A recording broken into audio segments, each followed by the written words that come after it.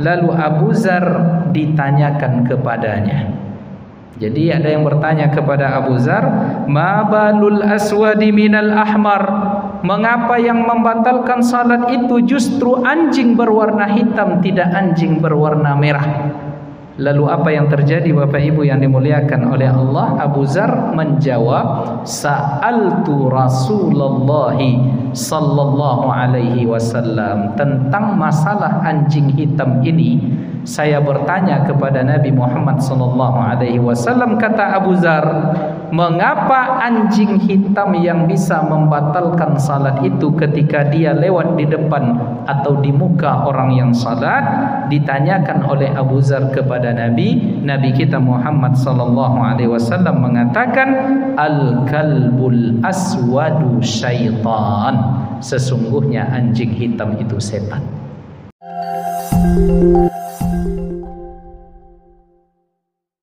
Assalamualaikum warahmatullahi wabarakatuh.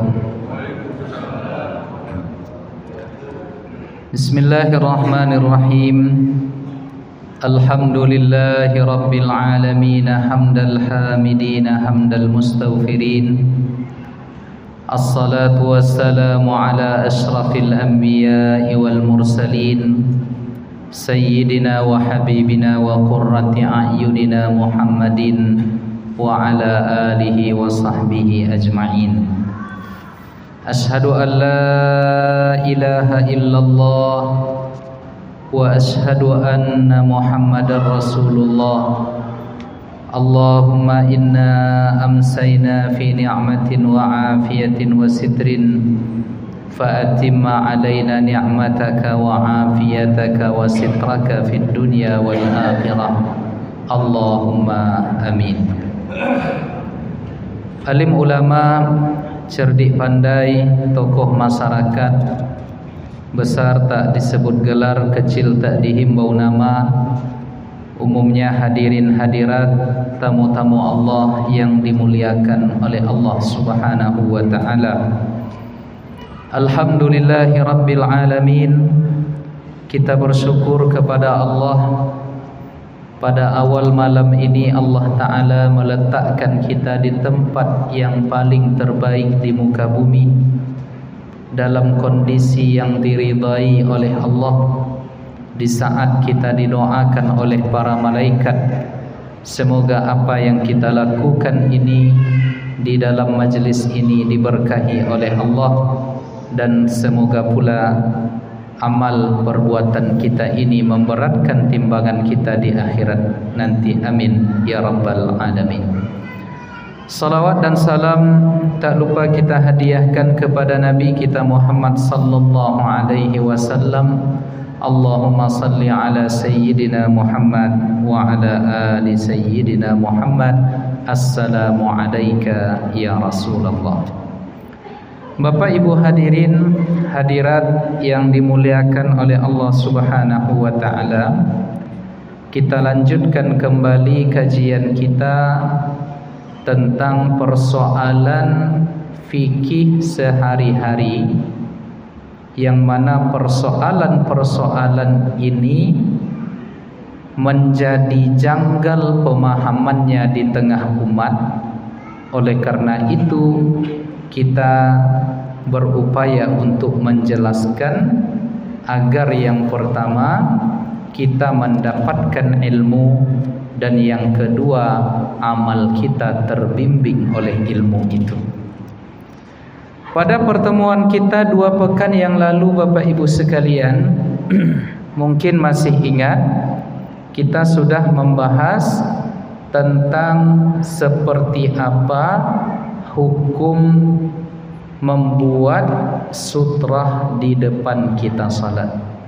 Coba Bapak Ibu perhatikan, ada sutrah itu ya di tiang sebelah kiri saya. Bagaimana status hukumnya ketika kita salat? Apakah wajib atau sunnah? Sudah kita uraikan.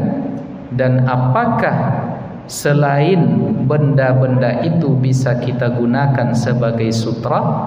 Dalam hadis Nabi Muhammad sallallahu alaihi wasallam mengatakan, liyastatir ahadukum walau bisahmin, hendaklah kalian menjadikan sutrah di dalam salat itu sekalipun yang kalian punya adalah anak panah.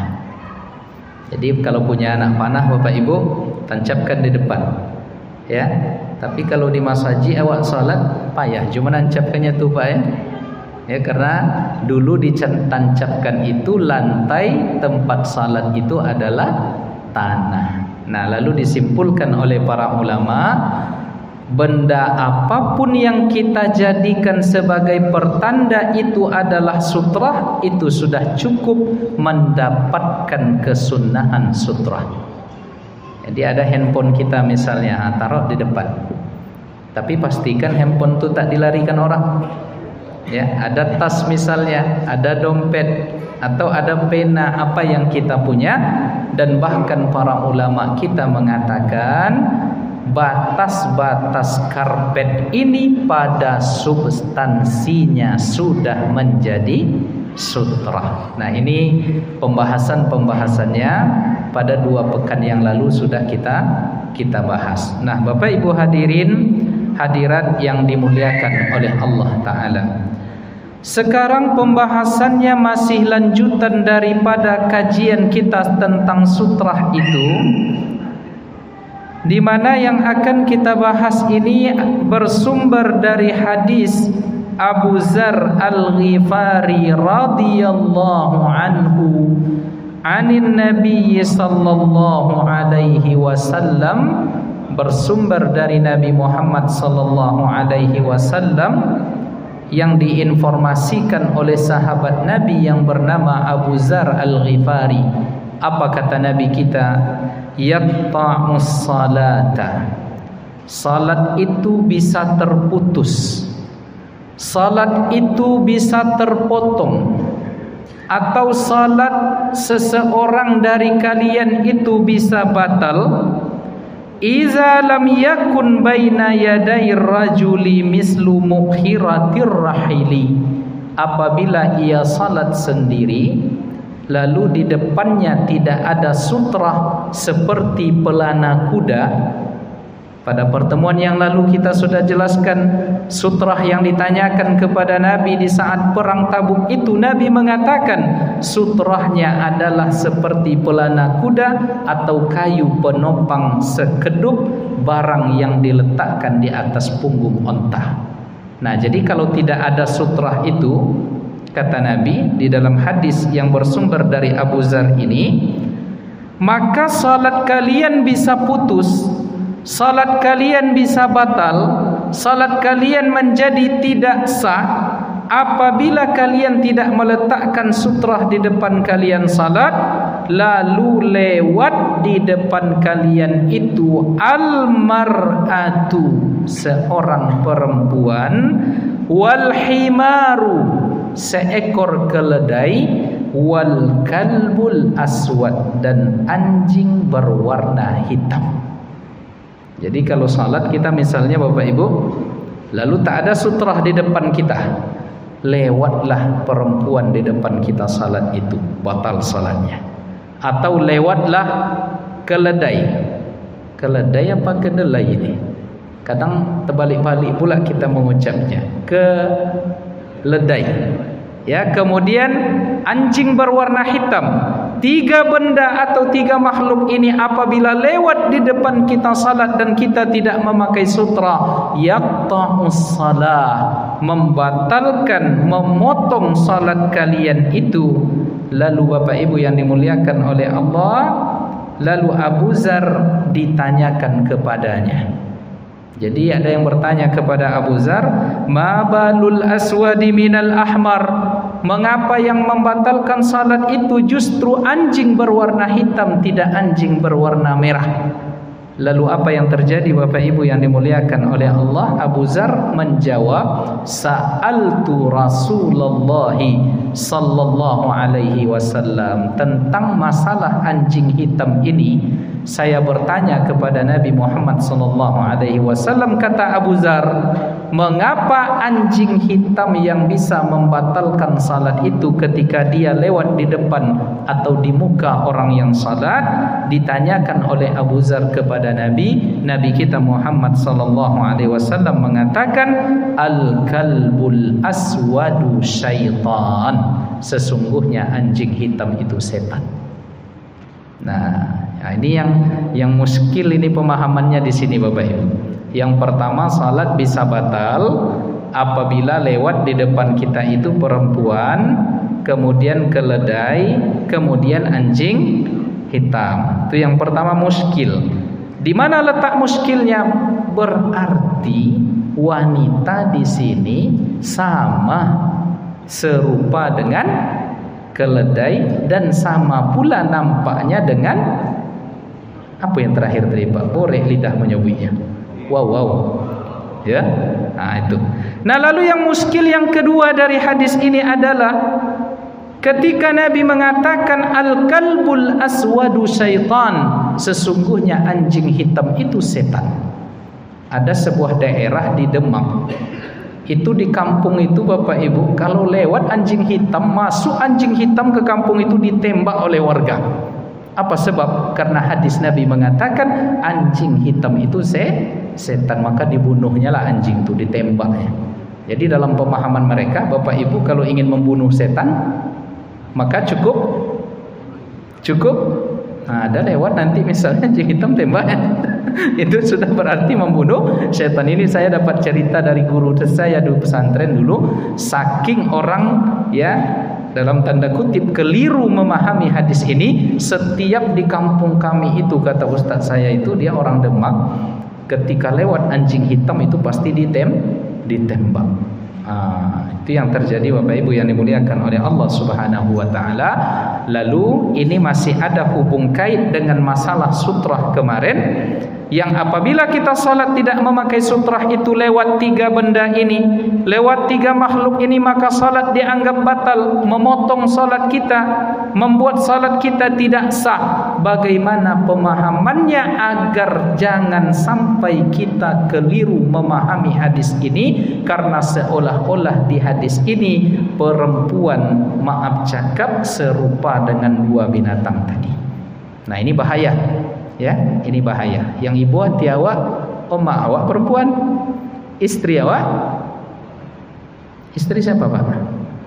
Perempuan.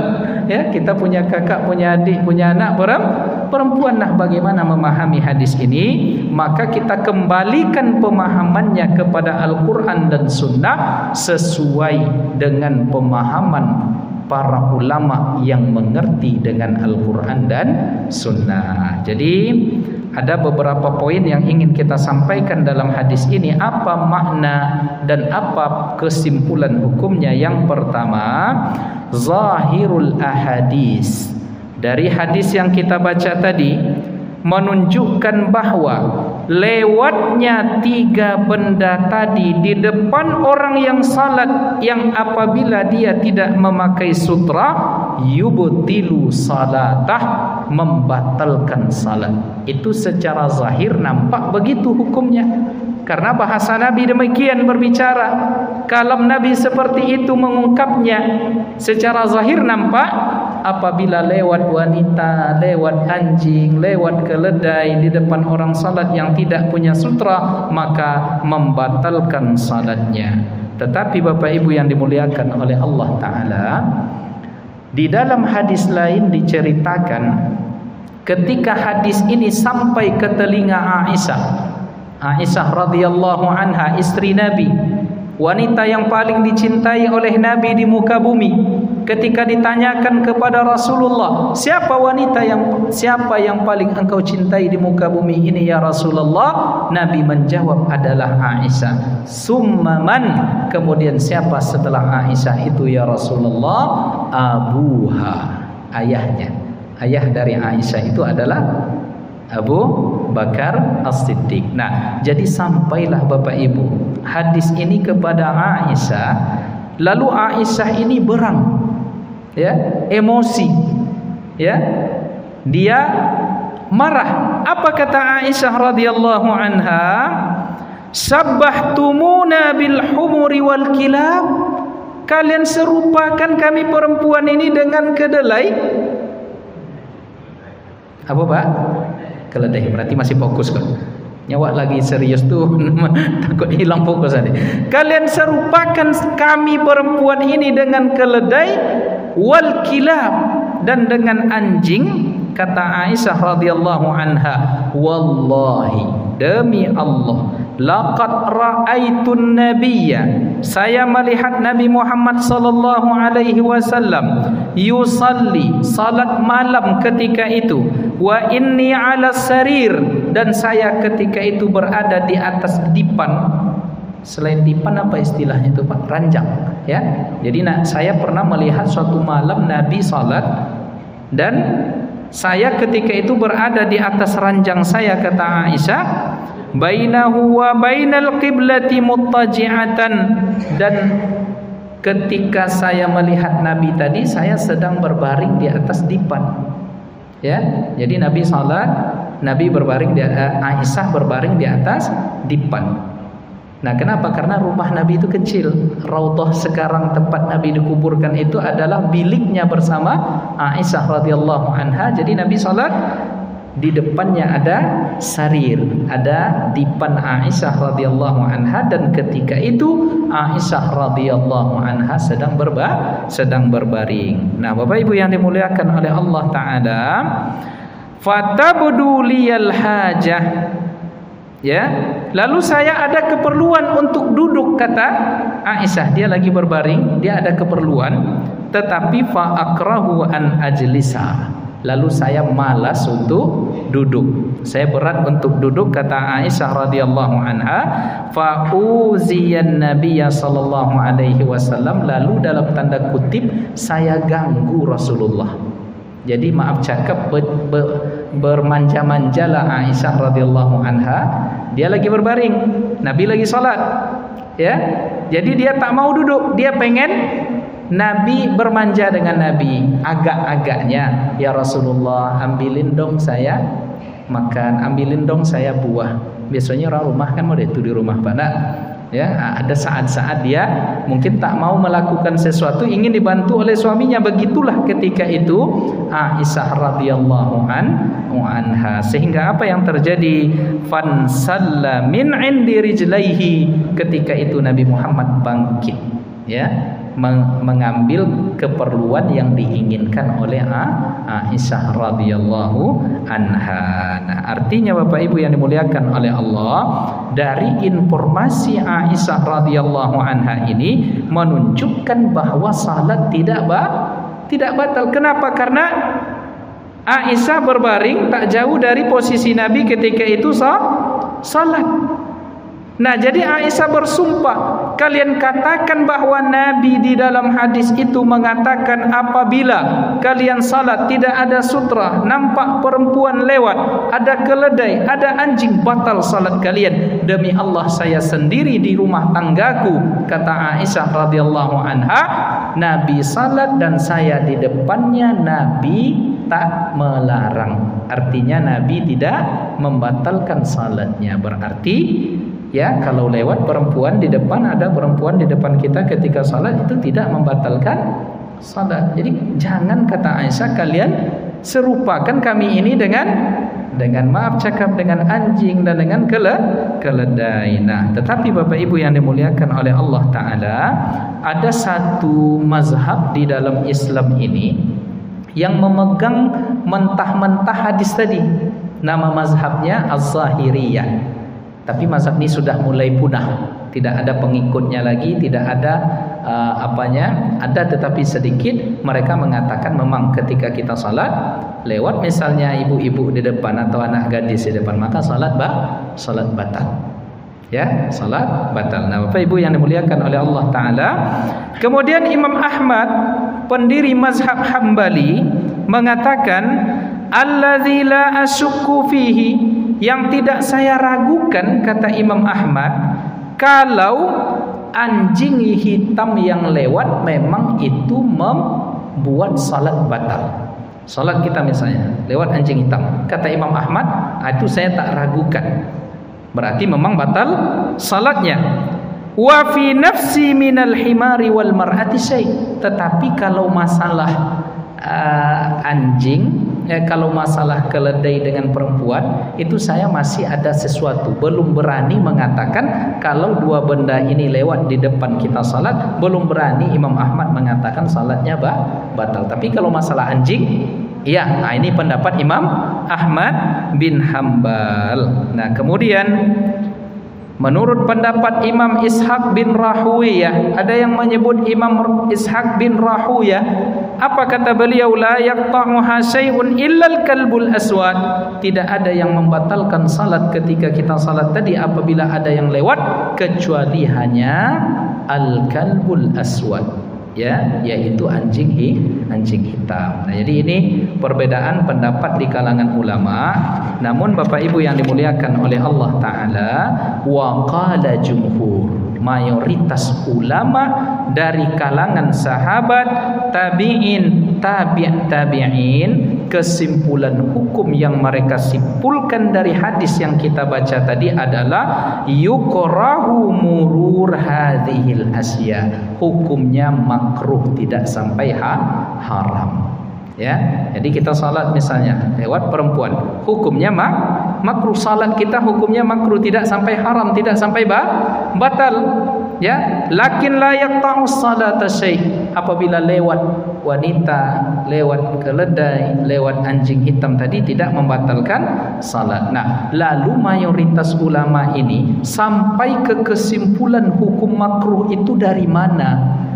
Ada dua jawabannya. Ya, ada dua jawabannya. Yang pertama, mereka menganggap hadis yang bersumber dari Abu Zar tadi dianulir oleh hadis Aisyah radhiyallahu anha tadi. Nah, ini yang pertama. Maka mereka menerapkan sebuah konsep namanya konsep nasakh.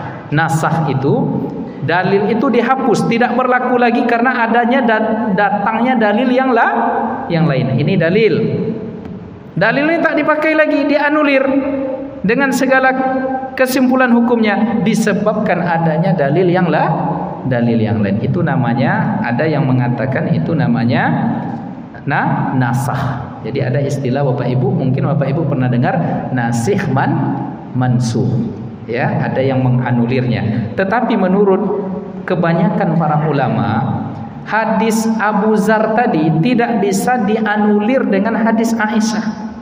Jadi tidak tepat kalau dikatakan di sini berlaku konsep anulir.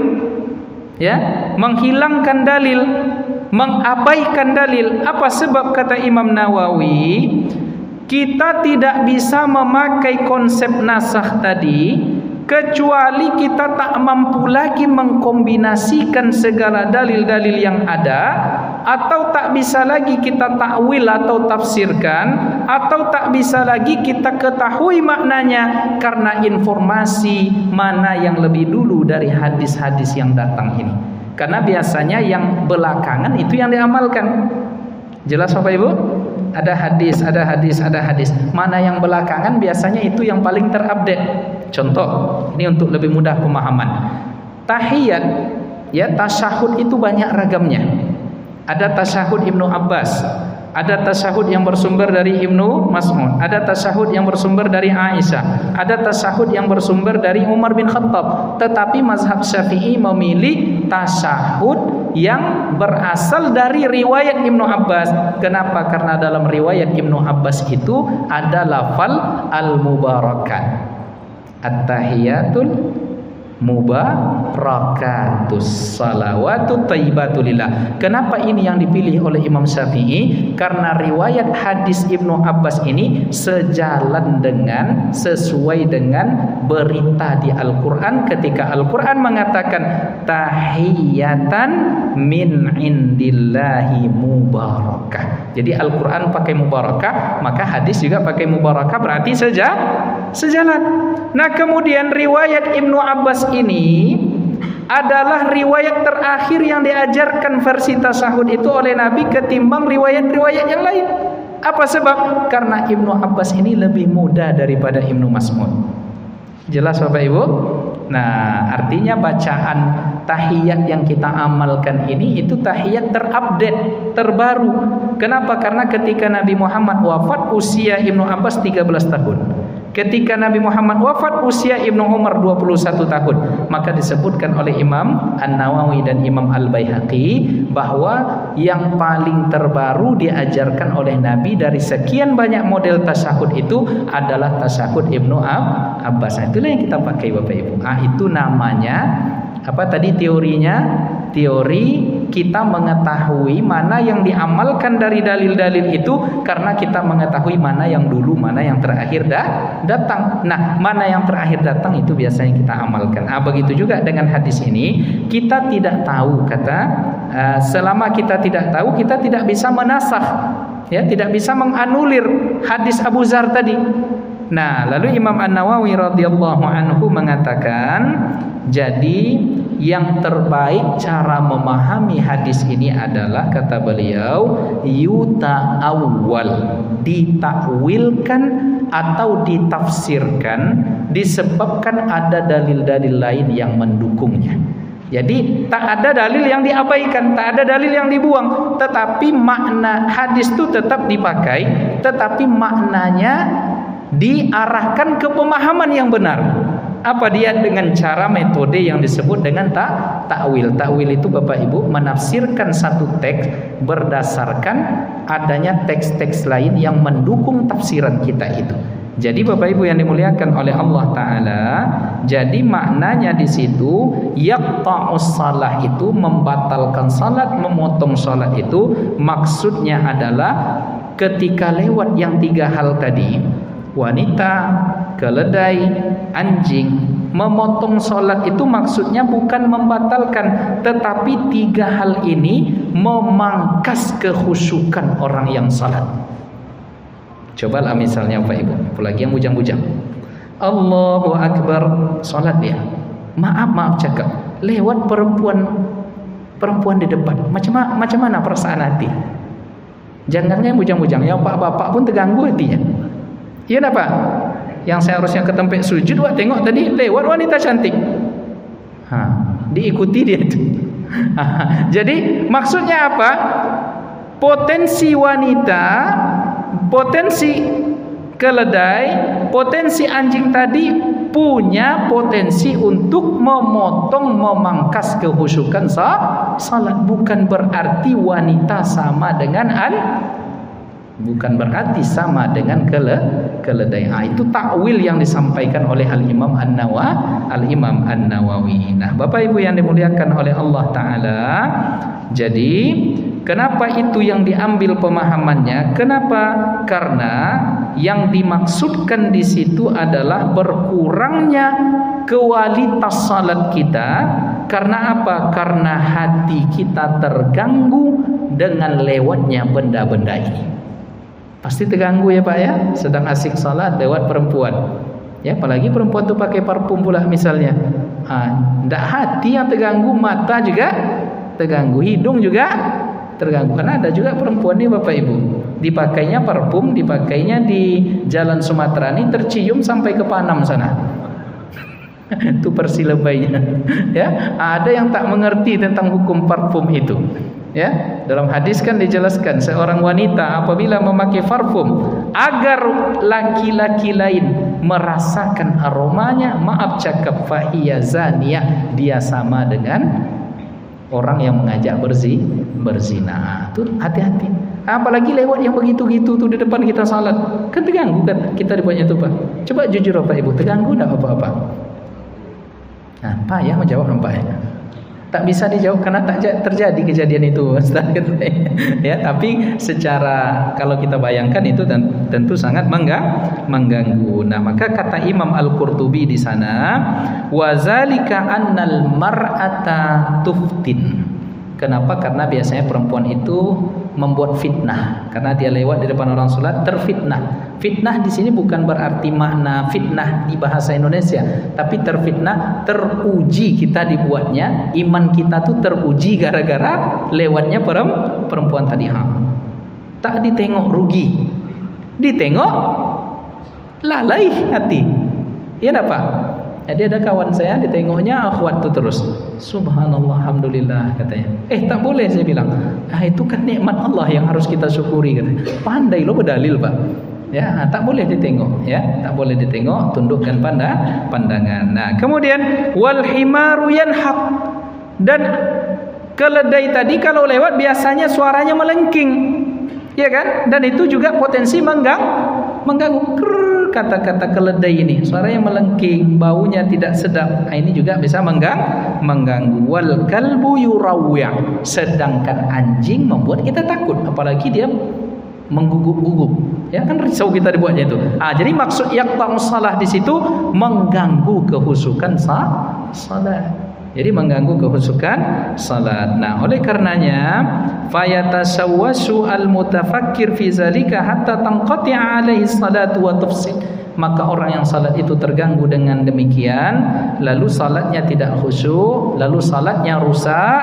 Falamma kanat hazihil umur ayilatan ilal qat'i ja'alaha qati'atan. Nah, karena perkara-perkara ini wanita, kemudian anjing, keledai tadi berpotensi mengganggu, maka dibahasakan dengan memotong salat, yang membuat salat kita tidak berkualitas. Nah, dari mana ya pemahaman ini pula diambil? Di antaranya dikuatkan dengan hadis Nabi ketika Nabi mengatakan al-kalbul aswadu syaitan. Ini pemahaman yang ketiga. Apa makna ketika Nabi mengatakan anjing hitam itu adalah syaitan, adalah setan? Maksudnya apa? Innahu yansha'u anhu su'un fi haqqis salah. Ya, karena muncul dari keberadaan anjing tadi, muncul nanti keburukan di dalam salat itu yang tidak terjadi kecuali dengan adanya anjing ini. Dan Allah Ta'ala atau Nabi Muhammad ketika mengungkapkan sesuatu yang muncul, yang buruk, ya, sesuatu itu muncul, yang muncul itu adalah keburukan, selalu dinisbatkan kepada setan. Jadi setiap ada keburukan yang muncul selalu dinisbatkan kepada setan. Jangankan itu, kita pun kadang ya ada orang na'udzubillah ketika kesal disebutnya ya Pak, lagi kesal disebutnya kesal, misalnya di jalan raya hampir tertabrak, apa biasa yang keluar kalimat? Pak, memang bapak-bapak nih lisannya selalu berzikir, jadi berat menyebut yang tadi itu nampaknya. Ya, kita biasanya setan kata kita, kan? Ya, na'udzubillah. Ya, keluar kalimat-kalimat seperti itu. Ya, segala keburukan selalu dinisbatkan kepada syaitan. Nah, kenapa demikian? Ya, contoh lagi. Sebelum kita jawab, contoh lagi. Ketika misalnya apabila ada di antara kalian, kata Nabi, yang di dalam salatnya mengantuk sehingga dia ingin menguap, maka tahanlah sekuat tenaga, kata Nabi. Kenapa? Fa innahu syaitan. Karena ngantuk itu dari setan. Bukan setan yang barang tuh yang ngantuk tuh apa? Menguap tuh bukan setan, bukan setan zat setan itu, tetapi perbuatan menguap dalam salat itu adalah perbuatan setan. Nah, itulah maksudnya innama huwa minasyaitan. Nah, maka Al-Imam Ibnul Arabi mengatakan setiap perbuatan makruh yang tidak disukai dinisbatkan oleh syara itu kepada syaitan. Kenapa? Karena setiap perbuatan buruk itu munculnya disebabkan oleh setan. Jadi al-kalbul aswadu syaitan, maksudnya apa? Anjing hitam itu setan, yang muncul keburukan disebabkan oleh anjing ini dari setan. Jadi bukan berarti nampak anjing hitam nanti kita tembak karena itu setan. Tidak begitu pemahamannya. Inilah yang disampaikan oleh para ulama kita. Nah, Bapak Ibu yang dimuliakan oleh Allah Ta'ala, lalu yang terakhir kesimpulan dari hadis yang kita baca ini, zakaru, para ulama menyebutkan sebab terlarangnya lewatnya yang tiga tadi disebabkan apa? Isghalu qalbil musalli, menyibukkan hati orang yang salat, sehingga yang akan terjadi yukrahu kullu ma sya'nuhu dzalika, maka dimakruhkan segala hal yang berujung kepada mengganggu orang yang salat. Nah, jadi hadis ini kan menyebutkan wanita, hadis ini menyebutkan anjing, hadis ini menyebutkan keledai. Segala hal yang berpotensi mengganggu juga tidak boleh. Maka di sini disebutkan ya, di antaranya riwayat Imam Abu Dawud bersumber dari Ikrimah dari Ibnu Abbas. Apa kata Ibnu Abbas? Ahsibuhu an Rasulillah sallallahu alaihi wasallam. Saya mengingat ada hadis Nabi yang bersumber dari Rasulullah sallallahu alaihi wasallam. Kata Ibnu Abbas, "Idza shalla ahadukum," apabila di antara kalian ini ada yang salat tetapi tidak ada sutrah di depannya, fa innahu yaqta'u salatahu, yang mengganggu salatnya itu adalah anjing, kemudian himar adalah keledai, wal khinzir dan khinzir, wal yahudi dan orang Yahudi, wal majusi dan orang Majusi, wal mar'atu dan perempuan. Wa yajzi'u anhu iza marru baina yadayhi ala qazafatin bihajarin. Jadi kalau bisa, kata Nabi, dianjurkan kalian ketika salat itu dibuatlah sutra supaya yang tadi itu tak lewat dan mengganggu salat kalian. Kalau dibuat sutra kan orang nanti tidak akan lewat di situ, lewat di depan. Kita fokus ke tempat sujud, maka salat tidak terganggu. Nah, maka Bapak Ibu sekalian, selain yang diuraikan oleh Nabi tadi dalam konteks kekinian dan zaman sekarang, segala tulisan bacaan yang mengganggu kehusukan salat hukumnya makruh juga. Nah, bukan hanya perempuan, bukan hanya keledai, bukan hanya Majusi, bukan hanya dan seterusnya yang kita sebutkan tadi. Kalau ada misalnya orang salat, bajunya baju kaos, itu di belakang bajunya itu bertulis-tuliskan tulisan-tulisan gambar-gambar. Nah, itu juga orang ini membuat salat orang di belakangnya berpotensi berpotensi hilang kehusukan. Nah, kita lagi salat misalnya, nampak kawan di depan nih tulisan bajunya apa yang pernah Bapak Ibu baca ya? Ada enggak? Pernah enggak bapak-bapak lah yang rata-rata bapak-bapak ini pergi salat ya, nampak di depan ada orang pakai baju kaos, ada tulisan ya, ada tulisan, ada gambar-gambar yang kalau terbaca juga bisa mengganggu ya salat. Nah, itu hukumnya juga makruh. Maka orang yang salat itu diperintahkan oleh Allah Subhanahu wa taala, khuzu zinatakum inda kulli masjid. Hendaklah kalian memakai perhiasan terbaik, pakaian terbaik ketika kalian salat. Supaya apa? Jangan bawa pakaian-pakaian yang bertulis-tuliskan warna-warna, gambar-gambar yang bisa mengganggu orang salat. Nah, ini terjadi ya, sering kita lihat di beberapa masjid. Nah, ini hendaknya dielakkan. Kenapa? Karena nanti ini bisa menyebabkan salat orang lain tidak berkualitas. Nah, Bapak Ibu hadirat yang dimuliakan oleh Allah, begitu juga tulisan-tulisan di depan ya. Saya lebih, kalau pendapat saya pribadi dari apa yang saya pahami, termasuklah yang ini Pak, ketika salat kalau bisa dimatikan. Kalau bisa, kan ada running tag itu kan, kadang ada running tag, ada tulisan kan, tabungan yang sesungguhnya. Nah, kita salat, kebetulan ada orang nih yang salat dia tak terbiasa menengok ke tempat sujud, ada tengoknya begini, atau bacalah ini yang salat di sini. Ini kan mengganggu juga nih. Ya enggak kira-kira Pak? Laporan keuangan dibacanya, laporan ternyata Masjid Al-Falah nih saldo kas anak yatimnya 17 November sekian, saldo masjidnya sekian. Kalau lah banyak berarti tidak perlulah kita berinfak lagi di masjid ini. Dari mana dia tahu? Ada running tag-nya ketika sholat, hidup ya.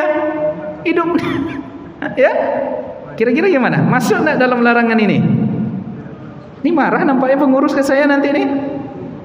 Pak Tani jangan marah ya. Ini saran aja nih. Kalau bisa ketika sholat dimatikan. Tapi kalau dimatikan tak, macam mana? Bisalah cari aja lah, setting aja lah caranya macam mana. Kan ada tuh per Desember kajian zuhur, dibacanya ketika dia salat ya. Ini juga berpotensi mengganggu. Setuju enggak nih Pak? Pak, ini kalau pengurus kayaknya payah. Bisa enggak waktu ada di beberapa masjid dimatikan itu Pak? Ya, di beberapa masjid saya tengok ya, ketika sudah qomat qomat gitu ya, nanti dimatikan, nanti seusai salam baru hidup lagi. Ada yang setting digitalnya seperti itu Ya, karena saya tengok ini pas kita sholat kan hidup Pak. Oh mati ya? Mati otomatis? Enggak, tadi waktu sholat tadi maghrib mati ya? Berbeda pendapat ulama nampaknya. Ada yang bilang mati, ada yang bilang kadang hidup, mati hidup lah gitu ya. Kesimpulannya mati hidup. Kadang hidup. Nah kalau bisa disetting secara digital supaya pas kita salat dia mati. Jadi pas assalamualaikum itu dia nanti hidup lagi. Itu tak masalah. Ya asik pula buat dia baca itu kan, orang lagi salat dia dibacanya info-info di situ nanti. Ya, apalagi orang yang belum menikah dicarinya pula info jodoh di situ, mana perlu dapat kan. Nah, jadi begitu Bapak Ibu yang dimuliakan oleh Allah Taala. Itulah kaji kita pada malam ini ya, lanjutan dari persoalan sutrah yang kita bahas pada 2 pekan yang lalu. Mudah-mudahan menambah ilmu kita, menambah amal kita, menyemangatkan kita beribadah untuk lebih khusyuk kepada Allah. Qad aflahal mu'minun, beruntunglah orang-orang yang beriman itu, allazina hum fi salatihim khashi'un, yang di dalam salatnya mereka berkhusyuk. Baik, sebelum kita tutup ada pertanyaan?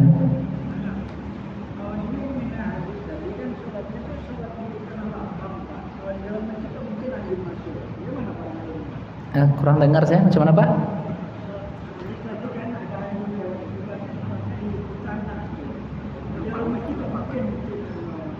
Ya, ini konteks dulu. Dulu orang salatnya masjidnya itu terbuka Pak, tak pakai kita ini. Jadi Masjid Nabawi itu dulu ada gambarnya itu di internet Pak. Perkiraan seperti itulah Masjid Nabawi di zaman Nabi itu dulu, lantainya tanah, hanya beralaskan tikar dari anyaman kurma ya, kurma. Kemudian bangunan masjidnya juga tidak pakai dinding, jadi bisa saja lewat. Jadi dalam konteks sekarang tak ada lagi masjid yang seperti itu, tapi tidak menutup kemungkinan ketika kita salat perempuan lewat. Ada perempuan dia tak tahu misalnya terkunci pintu tuh misalnya kan, akhirnya dia masuk dari situ. Kebetulan bapak sholat di ujung tuh, lewatlah anak gadis cantik Pak. Jadi itu konteksnya seperti itu. Apakah batal? Kalau dibaca tekstual kan batal sholat. Tapi rupanya tidak batal. Ya, maksudnya lewatnya perempuan tadi bisa mengganggu hati orang yang sholat. Jadi begitu Pak ya. Makanya sunnahnya dibuat sutra supaya yang perempuan itu tak begitu dekat dia salatnya, lewatnya di dekat kita salat nanti. Dibuat sutra. Begitu sunnah. Jadi ini turunan masalah sutra kemarin. Ya, itu dia Pak ya. Baik. Cukup. Jalan-jalan sedang salat. Ya. Itu batal ya. 3 kali lewat tanpa hajat maslahat salat batal. Ya. Kenapa? Karena secara substansi kita sudah sampaikan kemarin, itu batas-batas sajadah ini sudah menjadi sutra. Jadi tak perlu salat di situ dikejar ke depan supaya ke depan dinding, tak begitu. Jadi tidak begitu, ya. Jadi secara substansi tadi sudah kita uraikan di depan sedikit. Walau bisahmin itu ditafsirkan oleh para ulama, walau bisyai'in daqiq, dengan sesuatu yang kecil pun dibuat sutra juga tidak masalah. Termasuklah batas pertemuan antara sajadah ini secara substansi itu juga sesungguhnya bisa dikatakan sebagai sutra. Jadi kalau salat di situ ya sudah, berarti tidak boleh lewat antara ini. Jadi lewatlah di sini agak jauh sedikit di atasnya itu. Demikian Bapak Ibu. Ya, karena waktu Isya sudah cukup, kita tutup dengan doa kafaratul majlis. Subhanakallahumma wa bihamdika asyhadu an la ilaha illa anta astaghfiruka wa atubu ilaik. Billahi taufiq wal hidayah. Wassalamualaikum warahmatullahi wabarakatuh.